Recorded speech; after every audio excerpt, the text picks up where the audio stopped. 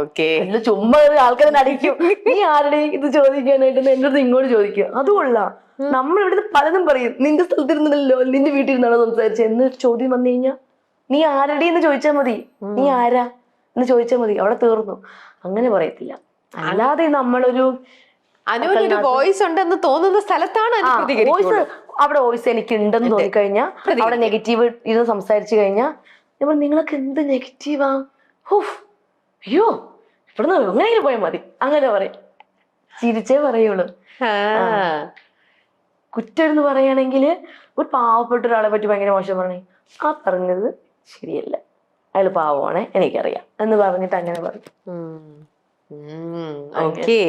ഇനി star magic എന്ന് പറയുന്ന പ്രോഗ്രാമിന് മുമ്പ് അനു പലത് ചെയ്തിട്ടുണ്ട്, പ്രോഗ്രാംസ് ഒക്കെ ചെയ്തിട്ടുണ്ടെങ്കിലും അനു ഇന്നത്തെ അനുമോൾക്ക് ഇങ്ങനെ ലോകം മുഴുവൻ എല്ലാരും ഇഷ്ടപ്പെടുന്ന കൊഞ്ചിപ്പിക്കുന്ന അങ്ങനത്തെ ഒരു ലെവലിലേക്ക് അനു വന്നത് ശരിക്കും ഈ ഫീൽഡ് വരുന്നതിന് മുന്നേ എന്നെ കൊഞ്ചിക്കുമായിരുന്നു.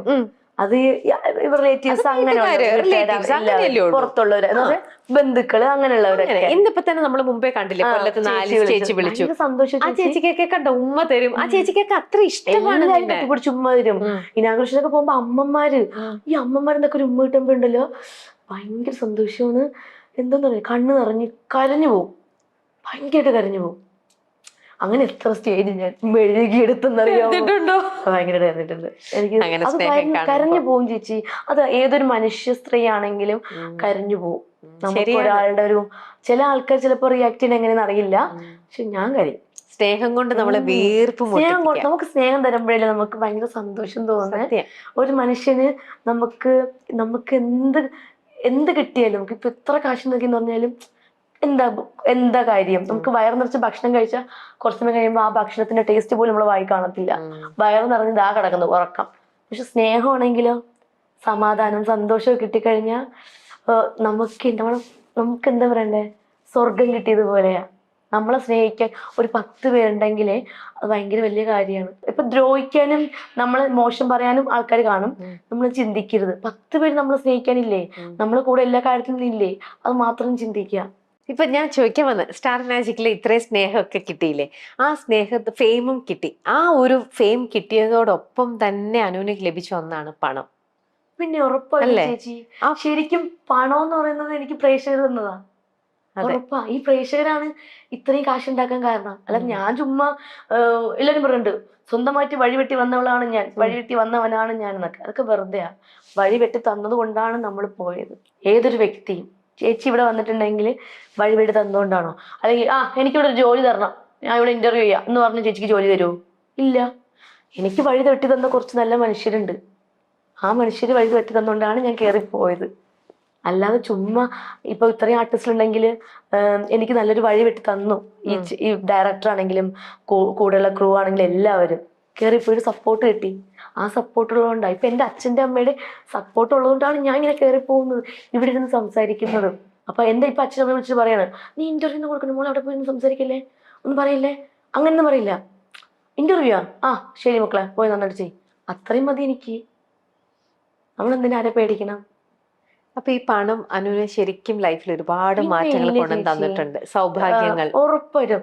ഞാന് കുഞ്ഞിലെ ഈ കുഞ്ഞു മക്കളില്ലേ, 3 വയസ്സ് 4 വയസ്സായ പിള്ളേർ ഞങ്ങളുടെ വീടിന് ചുറ്റുമൊക്കെ ഉണ്ട്.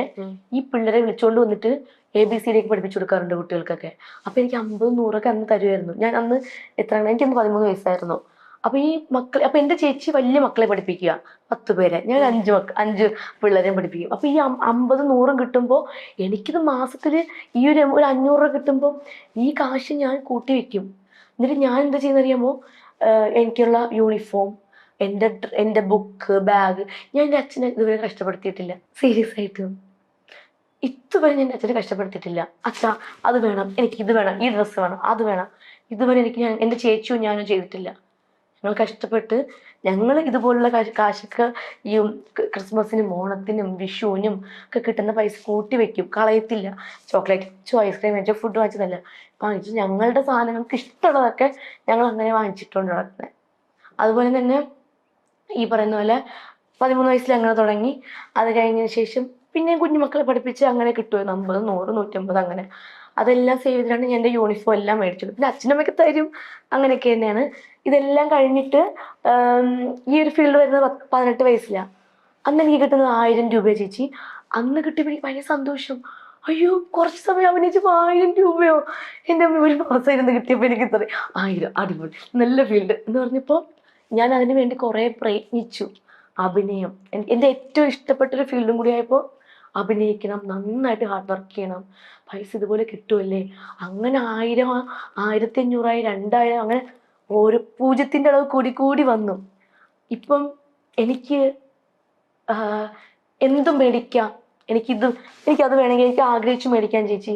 എൻ്റെ അച്ഛന് ഇത് വേണം, എൻ്റെ അച്ഛൻ എന്തെങ്കിലും പറയത്തില്ല അച്ഛനും അമ്മയൊന്നും, പക്ഷെ ഞാൻ അവർക്ക് വാങ്ങിച്ചു കൊടുക്കും. അവർക്ക് സന്തോഷം പുറത്ത് കാണിക്കത്തില്ല, പക്ഷെ എനിക്കാണ് ഏറ്റവും കൂടുതൽ സന്തോഷം. എനിക്കത് കാണാൻ പറ്റും. നമ്മുടെ അച്ഛനും അമ്മയ്ക്കും നമ്മളെ കാശ് കൊടുത്ത് വാങ്ങിച്ചു കൊടുക്കുന്നതാണ് നമ്മുടെ ഏറ്റവും വലിയ സന്തോഷം.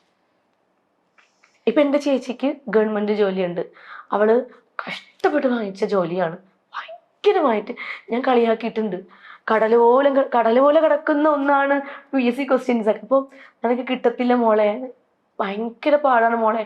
അപ്പോൾ ഇല്ലടി, ഞാൻ മേടിക്കും, നീ നോക്കിക്കോ, ഞാൻ മേടിക്കും, നീ നോക്കിക്കോ എന്നൊക്കെ പറഞ്ഞപ്പോൾ ഞാൻ വാശി കൂട്ടി കൊടുക്കും. കിട്ടൂല, ഇങ്ങനെയൊന്നും പഠിച്ച് കിട്ടൂല എന്നൊക്കെ പറയും. ഉറക്കൊഴിഞ്ഞ് പഠിച്ചോള്, കിട്ടി, ഗവൺമെന്റ് ജോലി കിട്ടി, അവൾക്കത് വേണമെന്ന് തോന്നി, കിട്ടി. അപ്പോൾ ഞാനും നന്നായിട്ട് ഹാർഡ് വർക്ക് ചെയ്തെന്ന് വെച്ച് കഴിഞ്ഞാൽ ഒരു ദിവസം 4-5 സീരിയൽസ് ചെയ്തിട്ടുണ്ട് ഞാൻ, അറിയോ. ഒരു ലൊക്കേഷനിൽ ഞാൻ കള്ളം പറയും വയറുവേദനയാണ്, അപ്പുറത്തെ ലൊക്കേഷനിൽ പോകും, അവിടെ പറയും കൊറോണയാന്ന്, അപ്പുറത്തെ ലൊക്കേഷനിൽ പോകും.